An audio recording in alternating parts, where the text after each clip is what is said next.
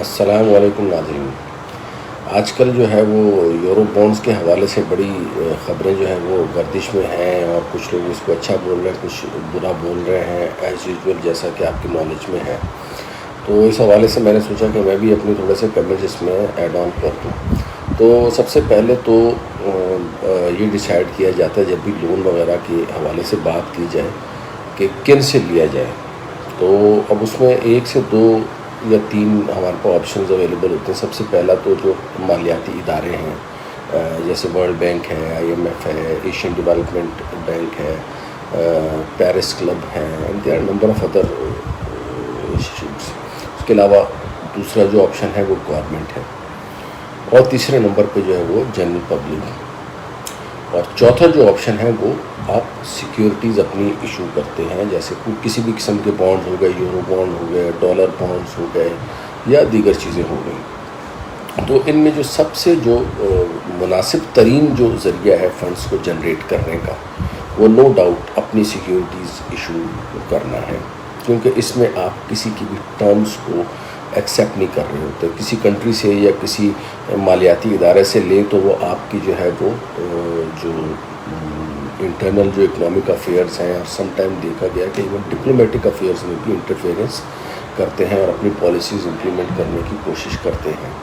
جبکہ یہ جو طریقہ ہے بانڈز اور سیکیورٹیز، اور وہ بھی لانگ ٹرم بانڈز، ایک تو ہوتی ہے شارٹ ٹرم منی جس کو ہم ہاٹ منی بھی بولتے ہیں، ایک مہینے کے ٹریجری بلز وغیرہ 10% کے اوپر لے کے کر لیے، جو کہ پچھلے 2 سالوں سے یہ گورنمنٹ کر رہی تھی، اور جس کی وجہ سے ہمارے ڈیٹ سروسنگ جو ہے وہ بہت زیادہ بڑھ بھی گئی تھی. تو اب یہ جو سننے میں آ رہا ہے کہ 2.5 بلین کا، جس میں 5 اور 10 اور 30 سال کے جو بانڈز ہیں، اس سے گورنمنٹ نے جو ہے وہ 2.5 بلین جنریٹ کر لیے ہیں. تو یہ بہت اچھی خبر ہے. اس سے ہمارے ریزروز میں اضافہ، اور ریزرو میں اضافے کے بعد اگر میں مزید ڈیٹیل میں آپ کو بات کرنا چاہوں تو وہ ہم انشاءاللہ اگلے کسی اس میں کریں گے. فی الحال تو immediately as far as loan receipt is concern, loan کا لینا جس حد تک ہے، تو اس میں تو انہوں نے یہ جو یورو بانڈز کے ذریعے جو فنڈز جنریٹ کیے ہیں وہ that is a good option. اب کس انٹرسٹ ریٹ کے اوپر انہوں نے ایشو کیے ہیں that could be debated, but جو نالج میں آ رہا ہے 6%، 7% یا 8%، تو یہ مطلب اس طرح کا ہے کہ اس کو بہت اچھا بھی نہیں کہہ سکتے اور بہت برا بھی نہیں کہہ سکتے. وہ درمیانہ ہے. نارمل گورنمنٹس جو ہے وہ اس ریٹ کے اوپر ایشو کرتی ہیں. تو اگلی ہے وہ یہ لونز جو ہے وہ کس طریقے سے ان کا یوٹیلائزیشن کیا ہوگی. دیکھیں، اگر تو یہ یوٹیلائز کرنے ہیں فردر لونز کو ری پے کرنے کے لیے، تو پھر تو میرا نہیں خیال ہے کہ اس کا کوئی فائدہ ہوگا.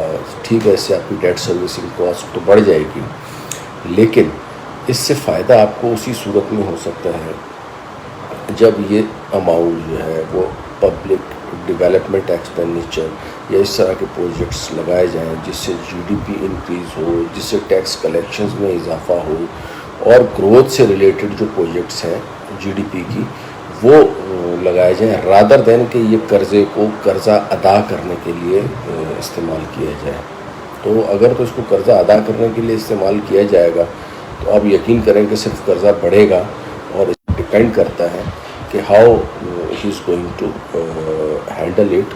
اور اس کے لیے ہمیں اگلے 2 سال میں دیکھنا پڑے گا کہ وہ کس حد تک اس کے اوپر جاتے ہیں. تو یہ سب سے مناسب ہے. اور تیسرا جو آخری مرحلہ اس کا آئے گا وہ اس کی ری پیمنٹ کا آئے گا، کیونکہ ظاہر ہے 2.5 بلین اس وقت پاکستان کا ڈیٹ تقریباً 113 بلین کے قریب ہے. تو یہ 2.5 بلین اور 0.5 ملین IMF سے آ جائے گا تو 115-16 بلین کے قریب ہو جائے گا. اور پھر یہ ایشین ڈیولپمنٹ بینک بھی کچھ پروجیکٹس اسٹارٹ کر رہے ہیں، تو اس سے بھی ڈیٹس میں اضافہ ہوگا. لیکن ڈیٹ جو ہیں وہ بڑھنا is not a bad thing as long as GDP، یا ان عام الفاظ میں کہوں کہ اگر عام آدمی کی انکم بڑھ رہی ہے اور اس کے مقابلے میں آپ کا GDP بھی بڑھ رہا ہے اور لون بھی بڑھ رہے ہیں تو کوئی حرج نہیں ہے. لیکن مسئلہ اسی صورت میں ہوتا ہے کہ یہ دونوں چیزیں انفارچونیٹلی بڑھتی نہیں ہیں اس تناسب سے. تو یہ خاص آپ کی گورنمنٹ کا ایک نیا وہ ہوگا کہ how they will be using these financial things. Let's see and hope for the best. Thank you.